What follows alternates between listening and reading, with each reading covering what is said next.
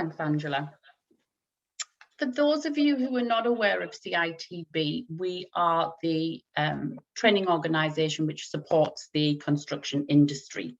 And last year we went through a major restructure and merged two of our biggest departments, so the Partnerships Department and the Apprenticeships Department. And we've now formed what is called the Customer Engagement Team.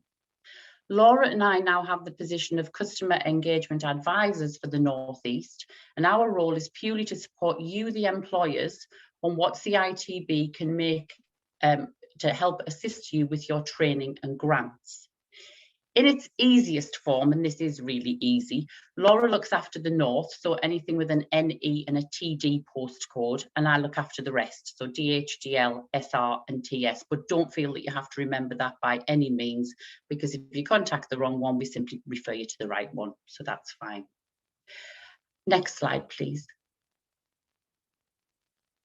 So what support is available for you, the employer? You can access financial support for training through CITB grants and funds. Our grants support employers who provide the day-to-day training for their workforce.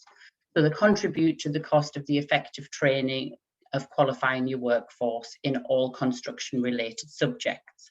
We have short course grants, qualification grants, apprenticeship grants, and degree grants.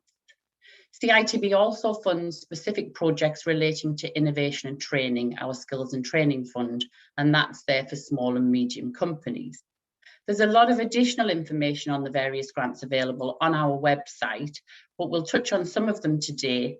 Equally, we're happy to discuss any of this with you on a one-to-one basis to find out what would suit your company most. And as Angela's already said, if you'd like to put any questions in the chat box, we'll certainly try to answer as many as we can at the end of the presentation. I'll hand over to Laura now. Okay, next slide. Okay, so here's some information on the short duration training grants. There's a quick summary of the grants available for the short duration courses. Financial support is available based on this three-tiered model. So depending on the length of the course will depend on the tier of the grant available. So for example, if it was a short course such as health and safety awareness or working at height, this would fall into tier 1. If the training is booked through an ATO or an approved training organisation, these grants should be claimed automatically on your behalf by the ATO. If the training is not booked through one of these, then the grants can be claimed manually by your company through the CITB online portal. All training courses that are grant eligible can be found on our website. Next slide, please. Qualifications will be based on duration by 2 bands. Less than 12 months is the short period and more than is the long. The timescales we'll use for these are based on the awarding organisation. Payment for the short qualifications is for achievement only, although some attendance will be recognised for the longer ones. The short period achievement grant can be for qualifications such as an NVQ, and this would attract a £600 achievement grant. For the longer period qualifications, there is also an attendance grant as well as an achievement grant. This will help towards the time or the day the person is at the provider completing their course. If someone completes a degree where there is no apprenticeship standard, then it would attract the long period qualification grant. Next slide, please. I know many of you will be interested in the details on the apprenticeship grant rates, so we'll just touch on these briefly. Support for the apprenticeships is shown here. You'll see that the higher and degree levels are supported in a similar sum to the level 3 or the year 3 learner.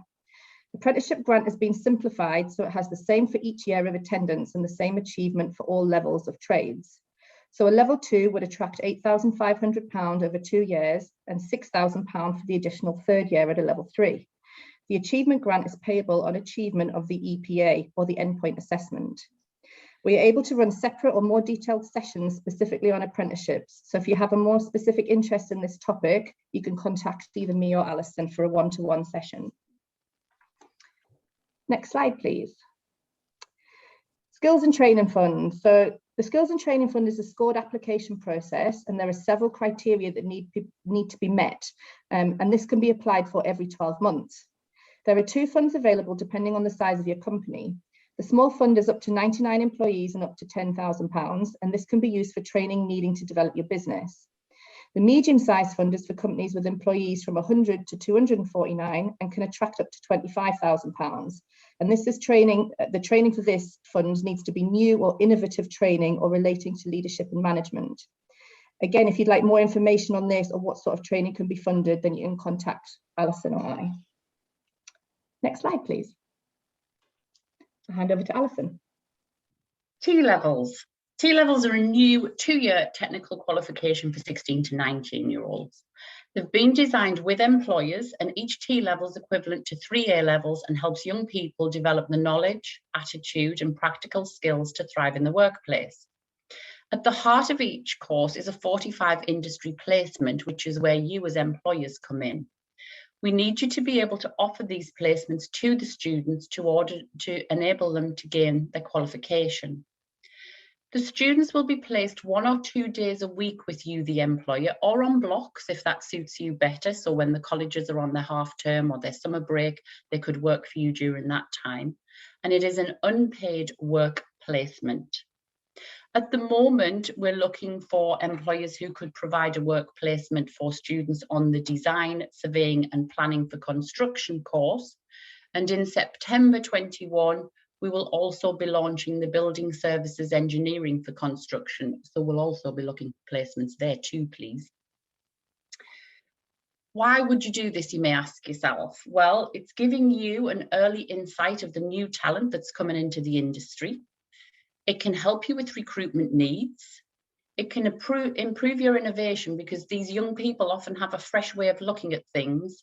And also it's there to help increase your organisation's productivity. It also attracts a £1,000 government incentive, which is available for yourselves to spend on anything that would support you with taking a student. It doesn't have to be directly student related, but can help with things like travel expenses, etc. And these T-level students are available at various providers across the area. So Sunderland College, New College Durham, and some of the other colleges around too. And again, if you'd like any more information, just get in touch with Laura or myself. Next slide, please. Okay, yeah, another initiative. So traineeships, construction traineeships. We are running a bricklaying traineeship pilot at the moment in conjunction with Hartlepool College. And this is aimed at students who've been on a full-time course and already have knowledge and basic skills, but they need to enhance these skills in a real work situation.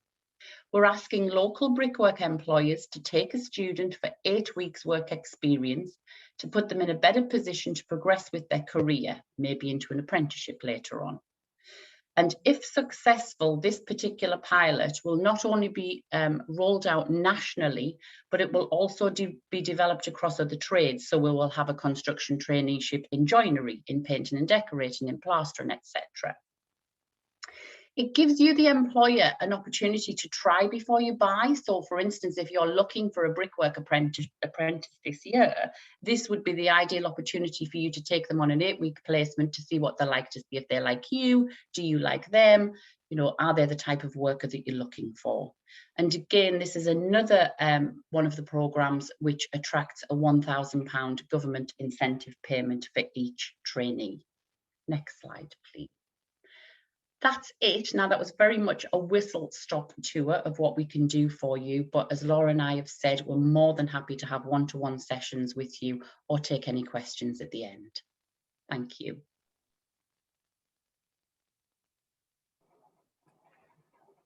Thank you, Laura and Allison.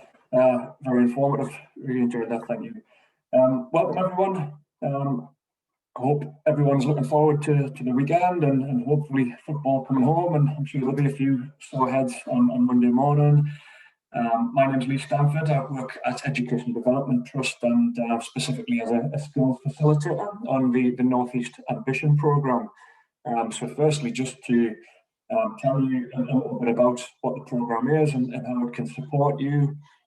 So in a nutshell, the North East Ambition programme is there to offer a free consultancy service to SMEs within the North East and help you to kind of navigate the skills landscape more effectively. So in previous studies, it was found that the reason businesses aren't already doing this as effectively as they possibly can is because it's difficult for SMEs to have somebody specifically employed, just to do the research and the legwork, and it's difficult to find the time often to do that, which is where I come in.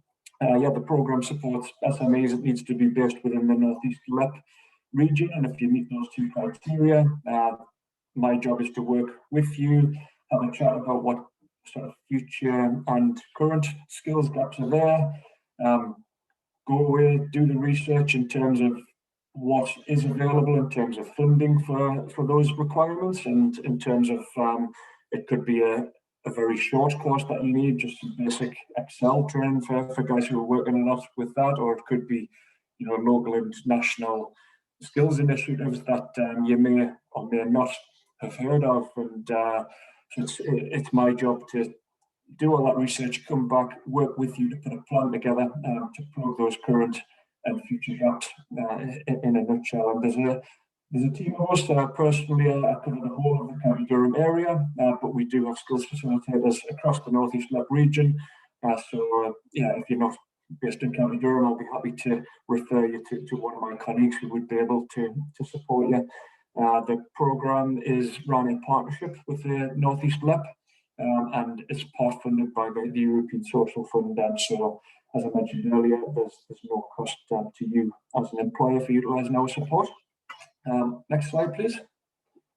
So just wanted to speak a little bit about a few of those initiatives, kind of how they can work for you, and answer any questions that you may have. So a couple of the schemes that we work on. The first one, the Kickstart scheme. A lot of employers still aren't aware that this is there, and it's an option to help grow your team. So how this works is it's funding to provide a 6-month job placement for 16 to 24-year-olds. In reality, to be fair, it's very, very unlikely you're going to get a 16 or 17-year-old through the Kickstart scheme, because they should be in full-time education still. So it's 99% of the time it's going to be people who are currently out of work and aged between 18 and 24.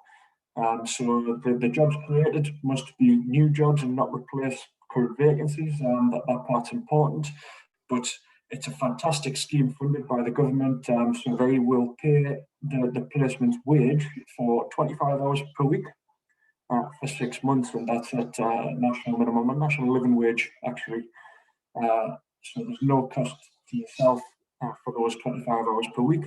That's not to say, though, if you had a role that had more hours as the requirement, that you couldn't bring that person in for more hours. All it means is that the additional hours over the 25 that the government fund, you need to pay those hours yourself. The government also fund any kind of associated employer national insurance contributions. So that's, again, not something that you need to worry about. And they also offer a £1,500 grant for every Kickstart placement that you're willing to offer. And that can be used for whatever purpose the business sees fit. Obviously, with every new recruit, there's a lot of, especially in construction, I guess a lot of investment needs to go into kits and training, and they might need definitely will need a CSCS card and equipment. So the grant can go towards all of that. Your commitment as an employer is to offer that placement for the 6 months, and to help. Hopefully, there's a long-term opportunity at the end of it, whether that's moving on to kind of a labourer role or into an apprenticeship would be the ideal scenario. But if that isn't possible, we ask that you do some employability support with the young person, kind of help add to their CV what's already on there, what they've done with you over that 6 months, maybe do kind of a mock interview to help set them up for future opportunities that they may be putting themselves forward for. Now, the scheme is available from now currently until the end of this year, so until December. There is a case currently for it being extended, and we're hoping that will be the case, but currently that hasn't been confirmed. And what I will say is that it isn't a quick process. So from beginning to end, from having the initial conversation to getting somebody in the placement, we're probably looking at a period of around 2 months. So If it's something you're interested in, we should probably be having a chat over the next couple of months. So yeah, that's the Kickstart scheme. Next slide, please. I was asked to speak just a little bit about non-construction degree apprenticeships, which may be applicable to businesses within the industry.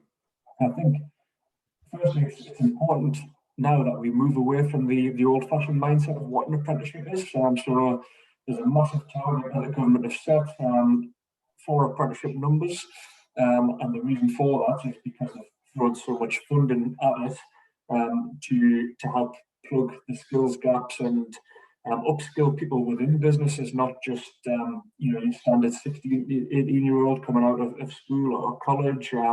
It's those guys who've maybe been with the business and you're looking at the next steps for those. There's some fantastic degree apprenticeship opportunities, and it's for anyone. It's the important message. I've worked with companies who've put people on apprenticeship schemes and it's really benefited their career in the 50s, doing management degrees via the apprenticeship route without having to accumulate the debt that would usually come with a degree. So yeah, to incentivize employers, they've reduced employer contributions last year from 10% to 5%, and they've made the grants applicable to all ages. So you no longer just get a grant for taking on a 16 to 18-year-old. I'll go into the funding a little bit later on this, but just an idea of the types of degree apprenticeships that are out there currently, kind of within business and administration, currently approved for delivery. You've got there's tons, but I try to keep it relevant. So the likes of project manager degree, improvement specialist, operations or departmental manager, operations research specialist. These are all roles that could play a vital part within construction businesses. And very management oriented those. So it's estimated that by the end of 2024, throughout all industries, we need to recruit or upskill an additional 1.4 million managers, which is a massive number. And this is a fantastic way of helping that happen. Within digital, currently approved for delivery, you've got the likes of creative digital design professional, data scientist. Data is huge these days. Businesses are starting to realise kind of how important the data that they hold internally is, how important that isn't so externally, how to manage it and how to make it work for them and make business kind of processes more efficient. Data scientists and digital and technology solutions specialists. The world's becoming more and more digital as we go, and it's important that in 10 years' time we aren't regretting that we didn't act now to make sure we had those people within our businesses. Digital skills gaps still widening as more processes and roles are digitised. So yeah, it's vital really that we start to address this now and give people the skills that they need for roles in the future. Next slide, please. So lastly, legal, finance and accounting, currently approved for delivery. You've got the likes of payroll assistant manager, internal audit professional, professional economist.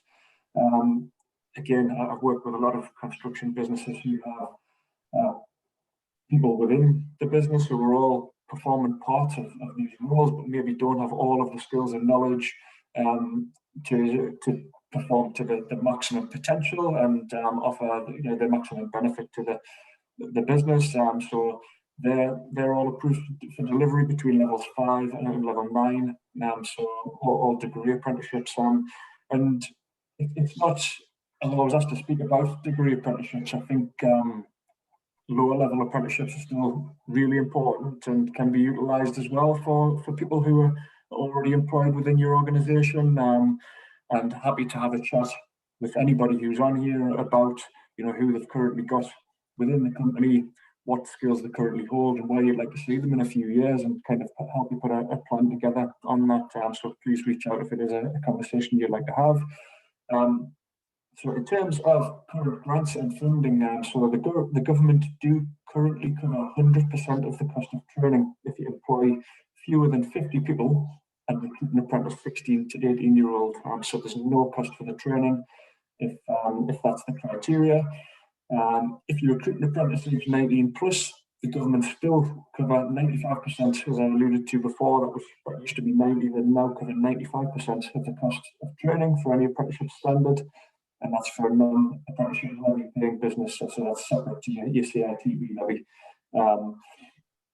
So if you have a current pay bill of 3 million or over, anything over that 3 million, you pay 0.5% into the apprenticeship levy, and that happens automatically. It's through your HMRC account, and apprenticeship training is all this can be used for. And there's billions and billions of pounds of this levy that's currently not being used by businesses. So I think, again, it's important that the message that it's there to upskill people as well as to bring new people in is spread, across the board. There's also a levy share scheme. So, if you're a small construction business and you're working for, you're doing some subcontract work for a massive business, the likelihood is they're not spending all of their levy pots, and it's worth having a chat to see if we can do some kind of levy transfer work with them, so that you're not paying as much towards the cost of the training. In terms of current grants that are available, as I mentioned before, it's fantastic that they're now offering grants for recruiting apprentices of all ages, because that hasn't been the case in the past. And with some of the current schemes, it's a fantastic opportunity for people to change career. But that incentive wasn't there for businesses to take those people on when they were looking to change career previously. Maybe if they're in the mid-20s, early 30s, and established at that age that it's something different that they want to do. Yeah, previously there wasn't very many businesses would take them on as an apprentice, but now you can receive £3,000 for taking a person of any age on. But there is still an additional £1,000 for taking a 16 to 18-year-old on, so that's still slightly favoured, but just fantastic that it's been addressed. I've been screaming out for this for years that I've dealt with apprenticeships, and finally it's happening. I think that the mindset's changing, and over the next few years, I think the percentage of apprentices that are over the kind of the old-fashioned 16 to 18-year-old, we'll see the percentage of people that are doing higher level apprenticeships and are in their 20s and 30s and even older. We'll see that increase hugely. Next slide, please. So one last scheme that I wanted to just talk about, and CITB did discuss that a little bit earlier about their scheme that they're currently trialling.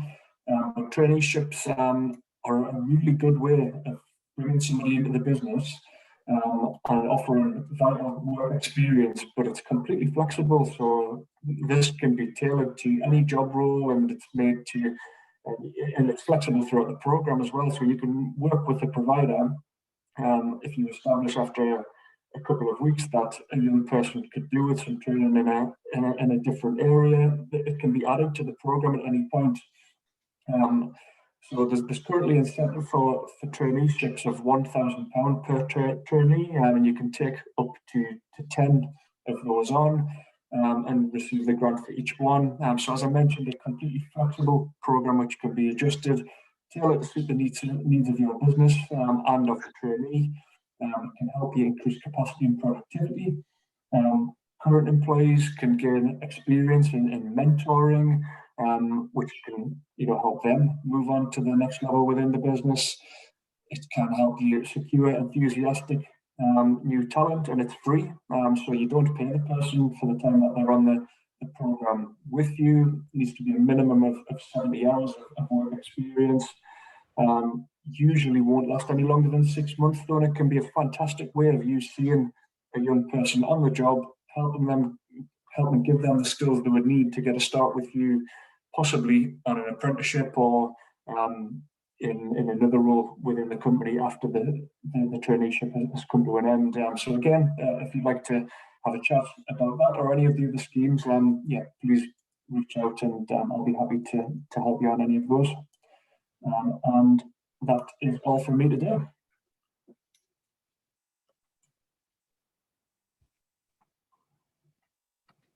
Thank you very much to Lee, Alison and Laura. I think we have some questions possibly in the chat box. 2 seconds. Chat box gone.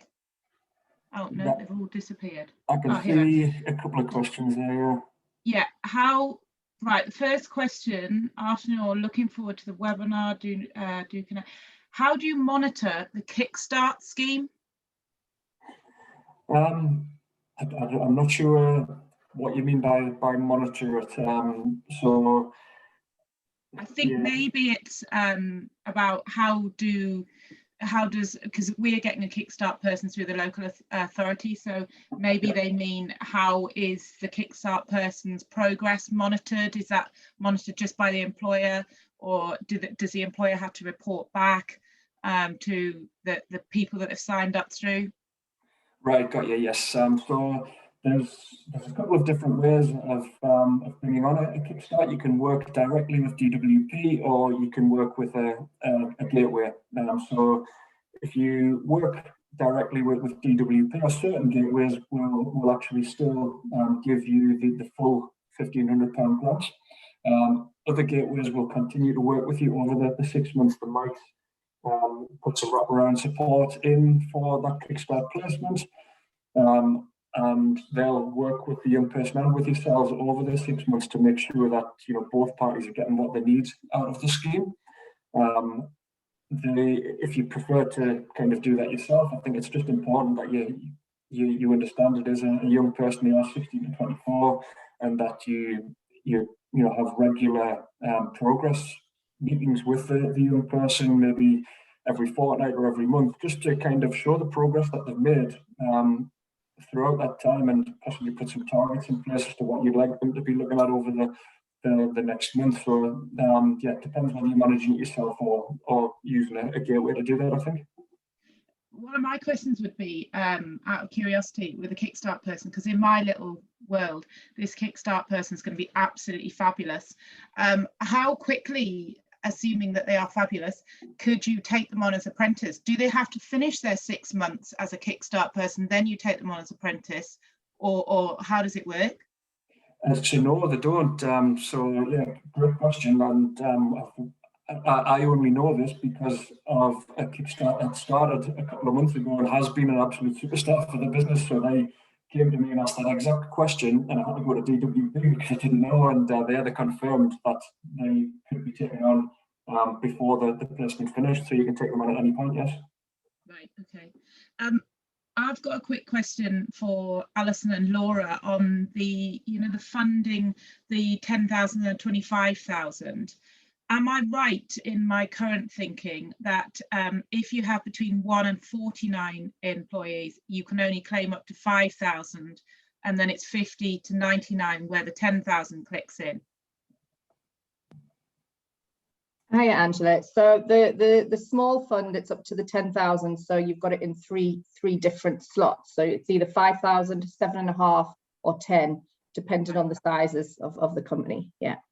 And the way it works, because I think a lot of our companies that we do help companies put this in, and what we found is they don't understand. So I'm just checking that we're right. Is, say for instance they need to do some SMSTS, the 5-day, to upskill some workers, and I'm very much using round figures, but say the SMSTS course is 500, and they get, how much do they get back for an SMSTS? What tier is that? I think that sits in the tier 3, so it's 120. So how it would work is if you put in for the skills and training and it was 500, the skills and training team would deduct the 120 because it would be a get eligible. So you would get the balance of that, and then once the training course is completed, you would then claim the grant for the SMSTS. So you'd still get the full cost, but it's just split into 2 payments. Yeah, so so companies realise that actually there's certain training courses that actually they could end up between the 2 grant schemes. They could get certain courses completely funded. So yeah, it's definitely worth them looking at this if they're CITB registered to put in for that claim.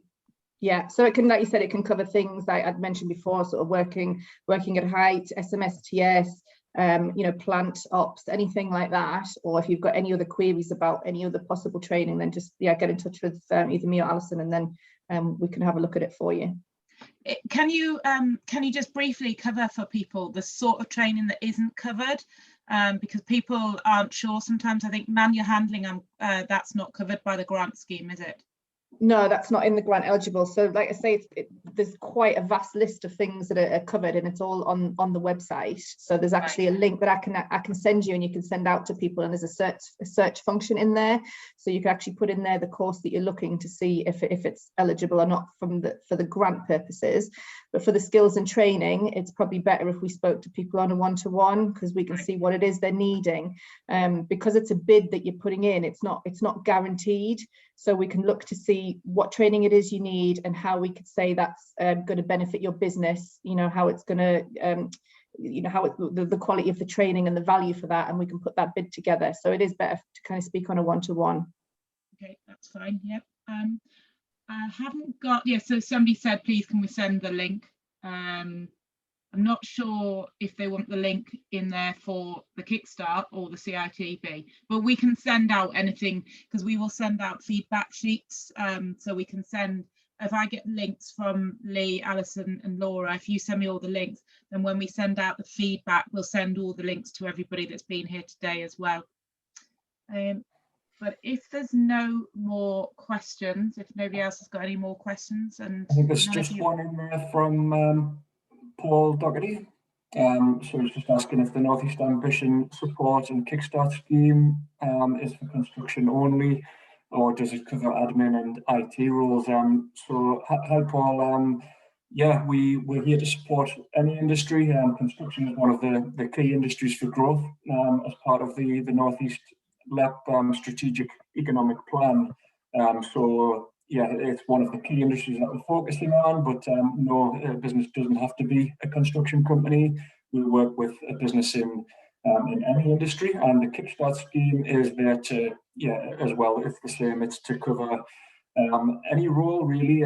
We need to bear in mind that it's probably more for entry-level roles. These are guys who have probably suffered as part of the pandemic. You know, I think youth employment really went through the roof because they suffered more than anyone in terms of redundancies. So these are guys who probably, you know, got some qualifications possibly and a little bit of work experience, but don't have, you know, 10 years behind them.